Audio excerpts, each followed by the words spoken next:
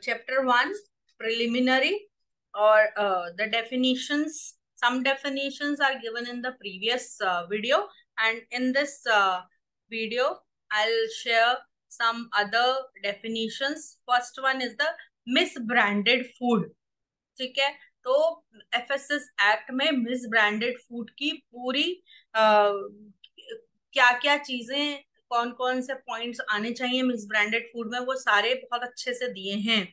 ठीक है, तो मिसब्रांडेड फूड क्या है?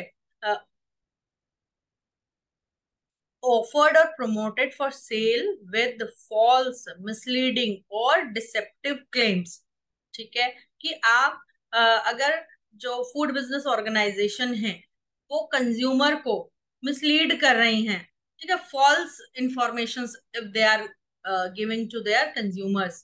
ठीक है, तो कहाँ होंगी वो misleading informations?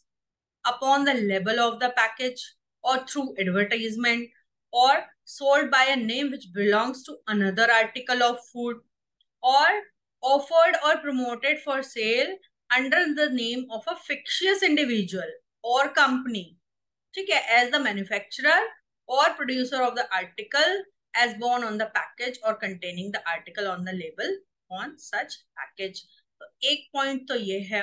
Second one, if the article is sold in packages which have been sealed or prepared by at the instance of the manufacturer or producer bearing his name and address, ठीक, but article is an imitation or is a substitute or resembles in a manner likely to deceive another article of food under the name of which it is sold, is not plainly and conspicuously labeled so as to indicate its true character। ठीक है, एक तो ये point है। और second point is the package containing the article or the label on the package bears any statement, design or device regarding the ingredients or the substances contained therein which is false or misleading in any material particular if the package is otherwise deceptive with respect to its contents। ठीक है, second point ये है। Third point misleading का, कि the article is offered for sale as the product of any place और country which is false. ठीक है, कि किसी कंट्री का बताया है बट वो वहां का है नहीं। इसमें क्या है कि contains any artificial flavouring, coloring or chemical preservative, and the package is without a declaratory label stating that fact or is not labeled in accordance with the requirement of this act or regulation। And second point is offered for sale for special dietary uses unless its label bears such information, ठीक है, as may be specified by regulation concerning its vitamins, minerals, or other dietary properties। And third point is not conspicuously or correctly stated on the outside thereof within the limits of variability laid down under this act। ठीक है, तो that means इस act में जितने भी points हैं misbranded food के, ये आप लोगों को क्लियर हुए? बताइए मुझे, एक बार थोड़ा सा डिस्कस करिए कि क्या क्या चीजें मिसब्रांडेड फूड के लिए कही गई हैं। बताइए सौम्या। मैम लेबल में फॉल्स इंफॉर्मेशन हाँ, अगर है लेबल तो से वो लेबल मिसब्रांडिंग से है। फॉल्स इंफॉर्मेशन है, एडवर्टाइजमेंट में फॉल्स इंफॉर्मेशन दी जा रही है। ठीक, और बताओ। मैम कोई आर्टिकल प्रोडक्ट के अंदर ऐसा है जो नहीं होना चाहिए, हाँ, तो फॉल्स है, तो वो भी मैम मिसब्रांडेड फूड में आ जाएगा। ठीक है, और बताइए राहुल।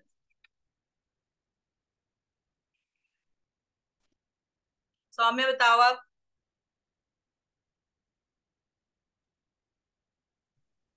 बस मैम इतने ही याद है अभी तो। प्लेस और कंट्री की अगर फॉल्स इंफॉर्मेशन दी गई है, ठीक है, अगर कोई स्पेशल डाइटरी यूजेस बताए हैं, ठीक, किसी प्रोडक्ट के, तो वो उसकी इंफॉर्मेशन, प्रॉपर इंफॉर्मेशन नहीं दी है।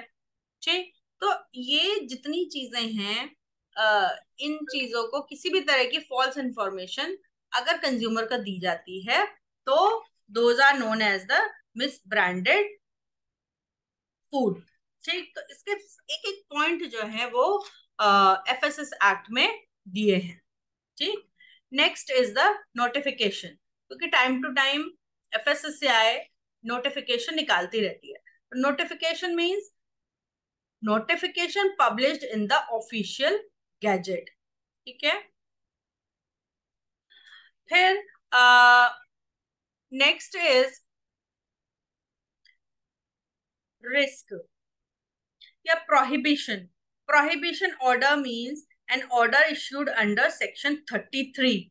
याद रखिएगा, सेक्शन 33 के अंदर जो है वो प्रोहिबिशन ऑर्डर्स को इश्यू किया जाता है। ठीक है, ये सेक्शंस आप लोगों ने बहुत अच्छे से याद रखने हैं। Next point is the risk. Next definition is the risk which is in relation to any article of food, means the probability of an adverse effect on the health of consumers of such food and the severity of that effect consequential to a food hazard। ठीक, कि किसी कोई भी बताओ सौम्या, क्या मतलब है इसका? मतलब कोई भी आर्टिकल ऑफ फूड जिसकी पॉसिबिलिटी है कि वो हेल्थ पे रिस्क करे कंजम्पशन के बाद। और if it contains any kind of hazard, है ना, अगर इसमें कोई हिजार्ड प्रेजेंट है तो वो क्या प्रोबेबिलिटी है कि वो कंज्यूमर की हेल्थ को किस तरह से एडवर्सली इफेक्ट करेगा। ठीक, and next one is the research risk analysis. ठीक है, it means a process consisting of three components: risk assessment, risk management and risk communication. तो ये तीनों कंपोनेंट्स आप लोग याद रखिए कि रिस्क एनालिसिस जब की जाती है तो असेसमेंट, मैनेजमेंट एंड कम्युनिकेशन, इन तीनों की डेफिनेशन भी एफएसएस एक्ट में दी है। Assessment, risk assessment means scientifically based process consisting of the different steps, like these different steps are hazard identification, hazard characterization, exposure assessment and risk characterization। ठीक है, ये चारों steps को फॉलो करके assessment किया जाता है हैजार्ड का। ठीक है, नेक्स्ट इज रिस्क कम्युनिकेशन।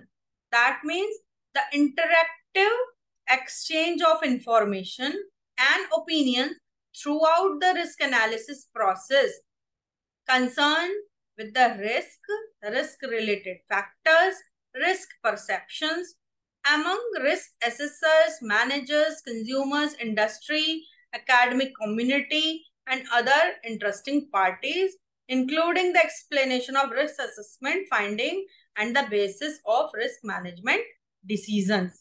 ठीक है, तो क्या क्या इंफॉर्मेशन, क्या ओपिनियंस हैं, रिस्क एनालिसिस, अगर हम किसी प्रोडक्ट में रिस्क की एनालिसिस कर रहे हैं, ठीक, कि उनका क्या एडवर्स इफेक्ट पड़ सकता है कंज्यूमर के ऊपर। ठीक है, तो जो भी इंफॉर्मेशन हैं, ओपिनियंस हैं, वो अलग अलग एरिया के लोगों के साथ डिस्कशन के डिस्कशन की जाती हैं और उनके बेसिस पर फिर फाइंडिंग्स जो है वो गैदर किए जाते हैं, डेटा कलेक्शन। ठीक है, third point is the risk management, that is the process distinct from risk assessment of evaluating policy alternatives in consultation with all interested parties, considering risk assessment and other factors relevant for the protection of health of consumers and for the promotion of fair trade practices, if needed selecting appropriate prevention and control options। ठीक है, तो अब ये बताओ management में क्या क्या चीजें हैं, रिस्क मैनेजमेंट में बताइए।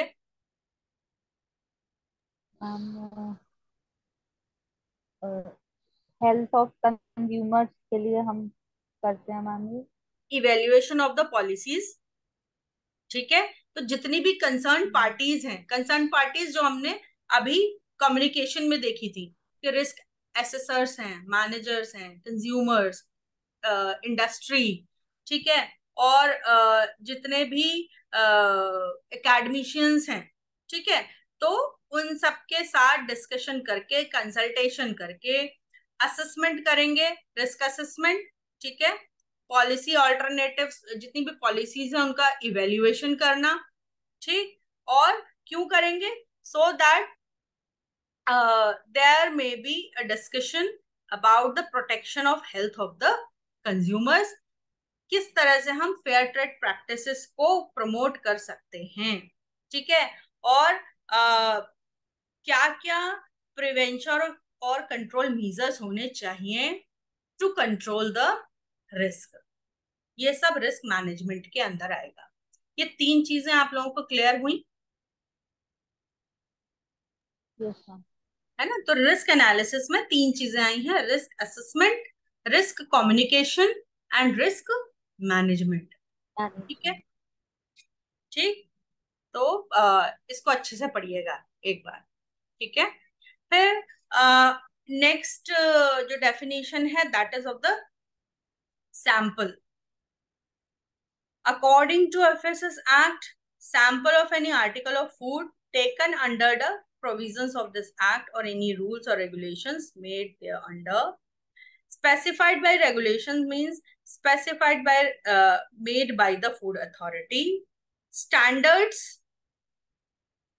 which are notified by food authority, ठीक है, substances that means any natural or artificial substance which is in a solid state or in liquid form or in the form of gas or vapor, ठीक है।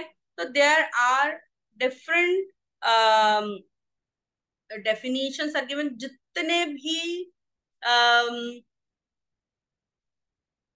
Words किसी भी food industry में use किए जाते हैं, है ना, हम फूड भी यूज करते हैं, सैम्पलिंग हम यूज करते हैं, रिस्क यूज कर रहे हैं, हैजार्ड यूज करते हैं, ये words because you are working in the food industry, तो ये जितने भी वर्ड्स हैं ये आप लोगों के डेली आप लोग यूज करते होंगे अपनी इंडस्ट्री में, अपने जॉब में करते हैं, Saumya and Rahul, yes ma'am. है ना? तो इन सब के या रेगुलेशंस हम यूज करते हैं वर्ड, है ना, आर्टिकल वर्ड यूज कर रहे हैं, मिस ब्रांडेड, मिसलीडिंग, ये सारे ही सब्सटेंसेस, इंग्रेडिएंट्स, ठीक है, सब स्टैंडर्ड, तो ये जितने भी वर्ड्स आप अपने जॉब के दौरान या जो स्टूडेंट्स जो कि पढ़ रहे हैं वो लोग इन सब वर्ड्स को यूज करते हैं, सुनते हैं, पढ़ते हैं, उन सब के बारे में डेफिनेशंस जो है वो एफएसएस एक्ट 2006 में दिए गए हैं, उन सबको आपने वर्ड टू वर्ड पढ़ना है, ठीक है। Next definition is the sub standard, ठीक, तो it is an article of food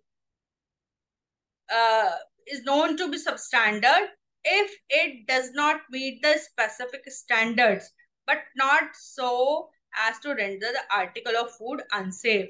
substandard है कि का मतलब ये है कि वो स्पेसिफिक स्टैंडर्ड्स को मैच नहीं कर रहा, उसको मीट नहीं कर रहा है, लेकिन ये जरूरी नहीं है कि वो फूड जो है वो अगर हम उसको कंज्यूम कर लेंगे तो हमारे लिए अनसेफ होगा, ठीक, बस वो सब स्टैंडर्ड है, जो उसकी क्वालिटी होनी चाहिए उतनी क्वालिटी उसकी नहीं है, वो स्टैंडर्ड्स को मीट नहीं कर रहा है, ठीक है। नेक्स्ट पॉइंट जो इम्पोर्टेंट है याद रखिएगा, tribunal, food safety appellate tribunal established under section 70, ठीक, ये याद रखिएगा, ठीक है, कि ट्राइब्यूनल जो है वो सेक्शन 70 में के अंदर आता है, ठीक। तो अभी हमने मिस ब्रांडेड पढ़ा और सब स्टैंडर्ड पढ़ा, next is the unsafe food, ठीक, कुछ पॉइंट्स हैं, उन पॉइंट्स को बहुत अच्छे से आप लोग सुनिएगा। Unsafe food that means the food whose nature, substance और quality is so affected as to render it injurious to health, ठीक, क्योंकि हम फूड सेफ्टी की ही बात कर रहे हैं, अगर हम एफएसएस एक्ट की बात कर रहे हैं तो हम food safety and standard act, FSS act की जो फुल फॉर्म है, ठीक, तो इसमें अनसेफ फूड के लिए अलग अलग पॉइंट्स दिए गए हैं, उन पॉइंट्स को आप लोग बहुत अच्छे से सुनिए कि unsafe food which if we consume that तो it will be injurious to our health. ठीक है, कौन कौन से पॉइंट हैं? इफ द आर्टिकल और its package composed of the poisonous और डिटेरियस सब्सटेंसेस। ठीक है, part food is wholly or part of any filthy, putrid, rotten, decomposed, diseased animal substance or vegetable substance। ठीक है, अनहाइजीनिक प्रोसेसिंग। ठीक, या फिर इसमें कोई हार्मफुल सब्सटेंसेस हैं, इंफीरियर और चीपर सब्सटेंस, होली और पार्टली। ठीक है, it contains the ingredients which are not permitted as according to the regulations। ठीक, abstraction wholly or partly, colored, flavored, coating, powdered, polished, or to damage or conceal the article to make it appear better or greater value। ठीक है, next is presence of any coloring matter or preservative other than the specified article having infected or infested with worms or insects, prepared or packaged or kept under insanitary conditions। ठीक है, next point is the misbranded or substandard or food containing extraneous matter, or the last point is contain the food containing pesticides and other contaminants in excess of quantities specified by the regulations। So these are different points given for the unsafe food. अगर ये सारे points हैं या इनमें से कोई भी point जो है वो किसी भी फूड प्रोडक्ट में होता है, उस फूड को अगर कोई भी कंज्यूमर कंज्यूम करता है तो that will be unsafe, that will have the uh, adverse effect on our health। ठीक है, तो these are different definitions which are given in FSS Act। ठीक है, तो इसको आप लोग पढ़िए अच्छे से। ये बुक भी मैं दिखा देती हूँ आप लोग को, ये है। ठीक, इस बुक को आप लोग ले लीजिएगा। अगर अगर आप लोग परचेस कर लेंगे तो बहुत अच्छी बात है। Compendium of food safety and relevant laws in India, and the author is mister RG Gupta. ठीक है, तो अगर कोई क्वेश्चन आपको पूछना है तो आप लोग बताओ।